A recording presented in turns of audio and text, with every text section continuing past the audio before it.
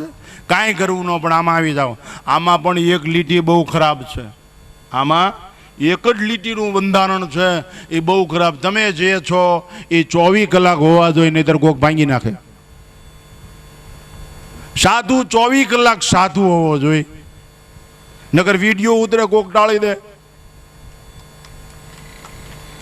માણસ 24 કલાક માણા હોવો જોઈએ, તો જ ઈશ્વરના હૃદયમાં.